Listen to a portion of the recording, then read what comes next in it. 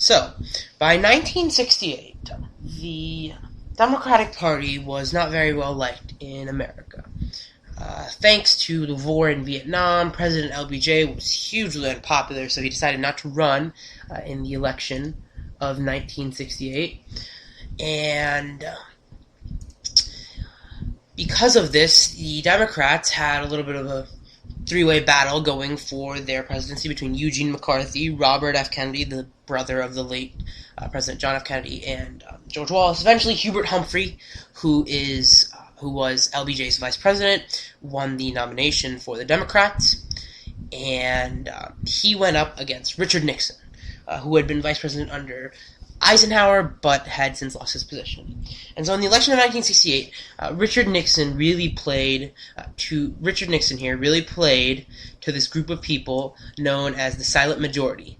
Basically, the silent majority are a bunch of white middle-class Americans who are tired of all the radicalism, all the protests, the reform movements of the 1960s.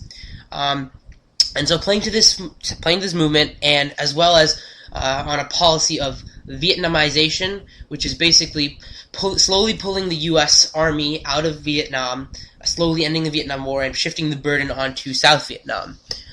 Campaigning on these two policies, he's able to win a narrow election in 1968 and vanquish Hubert Humphreys, though George Wallace, who was a governor in Alabama during segregation, actually wins a good percentage of the vote as well. But Richard Nixon does end up becoming president. So the first task he has to deal with is the war in Vietnam. And so, to a large extent, he does undergo the process of Vietnamization. Over the course of his term, the U.S. pulls out almost all of its 540,000 American soldiers that are in Vietnam, and they try to train the South Vietnamese army to take over a lot of the responsibilities in the war. But unfortunately, South Vietnam's army is just not very good. They were unable to hold the North Vietnamese at bay before the U.S. got involved in the war. So this, in the long term, the strategy probably isn't going to work. So Nixon then realizes that the North Vietnamese are hiding in bases in Cambodia. So in 1970, he decides to invade Cambodia and send American ground troops into Cambodia, where the Viet Cong are hiding. But the nation really doesn't like this. The U.S. Public at this point is really unhappy with the whole Vietnam War, and so they protest in response. And you get protests all over the country. And on May 4th, 1970, at Kent State University in Ohio, a bunch of protesters are protesting the war and the U.S. invasion of Cambodia when some National Guard soldiers opened fire on the demonstrators, killing four students. And this just sparks outrage around the country. You end up with 100,000 people marching on Washington to protest the war. And so the Kent State shootings are a real catalyst for some anger towards Nixon and towards some more protest. And then just over time, so the U.S.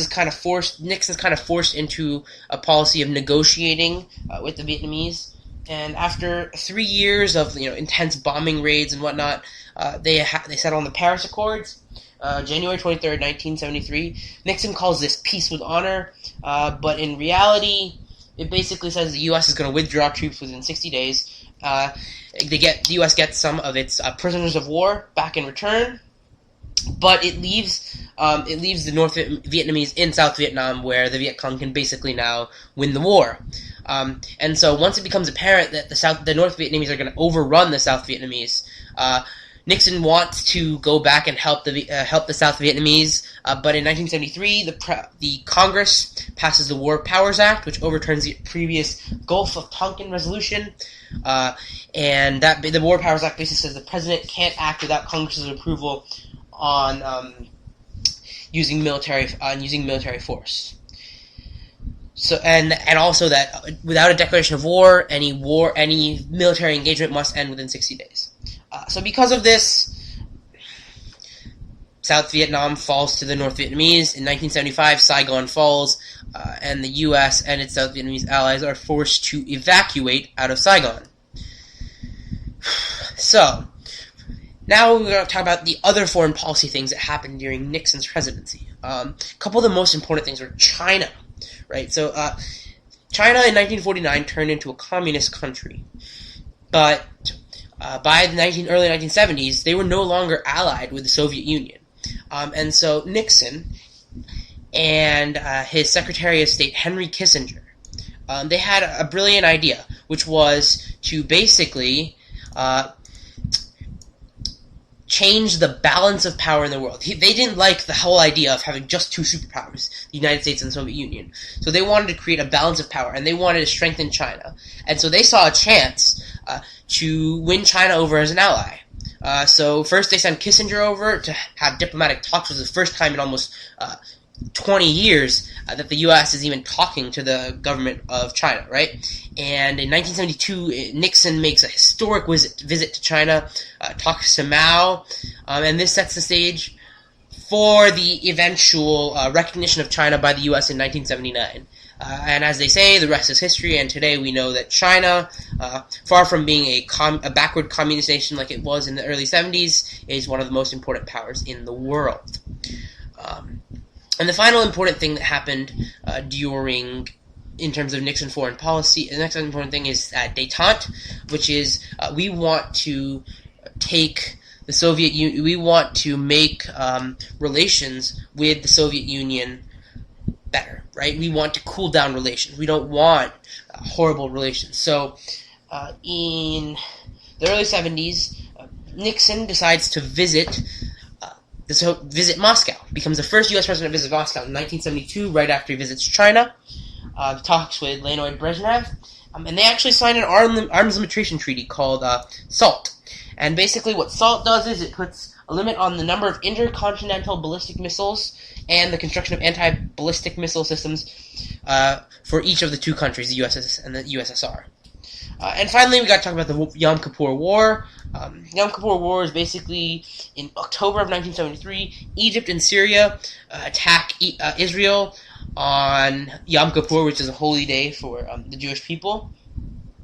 And the attack catches Israel by surprise. So Israel asks President Nixon for help, and he basically sends them military aid that allows Israel to push back and attack the Arabs, and they basically are able to force the end of the war pretty quickly.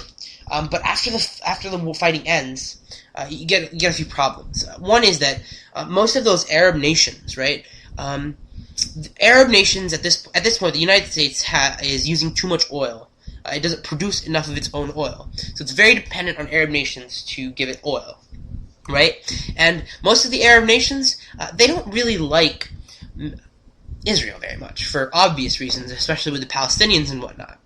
So, because of this, these oil-rich Arab nations, most of whom are members of OPEC, or the Organization of Petroleum Exporting Countries, they decide, okay, we don't like that the U.S. helped Israel, so we're going to embargo oil in the West. We're basically going to cut off supply. And this kind of hits the U.S. pretty much blindsides the United States, right? So the U.S. economy is entirely dependent on oil, and when the Arab nations refuse to ship oil to the U.S., the price of gas just starts to skyrocket, and this hurts the U.S. economy greatly. You start to see large amounts of inflation, and this is basically the start of the end of the post-World War II economic boom in the U.S. and the start of the horrible, horrible economic 70s. And so, basically, to expand a little bit on the economy and inflation, right? Inflation is hurt not only by the oil embargo, but also by the Vietnam War, which was done by LBJ, which was started by LBJ, and all the spending on the Great Society programs that are still around, the ones that haven't been taken away. So early on, Nixon tries to use wages and price controls to combat this inflation, but it doesn't really work. So he kind of abandons that plan after about 90 days or so. And the U.S. economy basically settles into a pattern of stagflation. So what stagflation is a combination of high inflation and low economic growth. And the problem with stagflation, the problem that drives stagflation really is deindustrialization. So the inflation is being caused by all this government spending and all of this oil price hikes, right? But that isn't going to hurt the economy so much. However, the other problem in terms of economic growth is that you have deindustrialization going on, which is basically factories are starting to leave the U.S. en masse for the first time. A lot of countries like West Germany and Japan are starting to get their own industrial sectors, and they're starting to ship their goods into the United States. So there's a lot of factory jobs being lost, and while other service sectors of the economy are growing, they aren't growing fast enough. And so this is deindustrialization, and we end up with stagflation. So let's move on to Nixon's downfall, Watergate. In 1972, Nixon wins in a landslide election. Remember how we talked about George Wallace in the election of 1968? Well, so Nixon is afraid in 1972 that he's going to lose the election because he almost lost in 1968. So he wants to make sure that the Democrats don't throw any surprises at him, that he guarantees a victory in the election. So you have this committee to re-elect the president. It's known as CREEP, which is kind of ironic given the whole Watergate scandal. But basically, CREEP, in the election of 1972, they do a lot of illicit activities. They spy on Nixon's domestic rivals, do all kinds of horrible stuff like that. And it's a campaign of dirty tricks, basically. And so, in 1972, there's actually a break-in at the Watergate building, where the Democratic National Committee has an office, right, the Watergate building. And this break-in isn't really significant other than the fact that the people who broke in were paid to do so by Nixon's CREEP, Nixon's committee to re-elect him, right? And this wouldn't necessarily be a problem for Nixon because he didn't know about the break-in itself. He didn't order the break-in. But over the next 2 years, he orders federal law enforcement officials to cover up this break-in, cover up his role in this break-in. And so, thanks to the work of a couple of enterprising journalists, Woodward and Bernstein, all of this starts to come to light. And so Nixon starts to fire his employees, some of whom resign in protest, when they don't force prosecutors to back down. Nixon's cover-up and his orders to federal law enforcement officials are actually recorded on tape in Nixon's office. So he's eventually forced to release those tapes in the case of U.S. versus Nixon. And basically, the Congress is a little hesitant to make Nixon resign or impeach him because Spiro Agnew is the vice president, and they don't like Spiro Agnew. They like Spiro Agnew even less than they like Richard Nixon.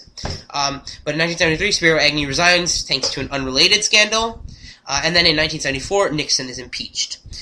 And then, after being impeached for the crimes of perjury and cover-up of crime, domestic spying, etc., Nixon kind of says, okay, I don't want to come up for criminal charges, so he resigns in 1974. And this brings Gerald Ford into office. Gerald Ford is his new vice president. He was previously the the Speaker of the House. He's a guy of great integrity, pretty well liked. So that brings us to the end of the Richard Nixon era.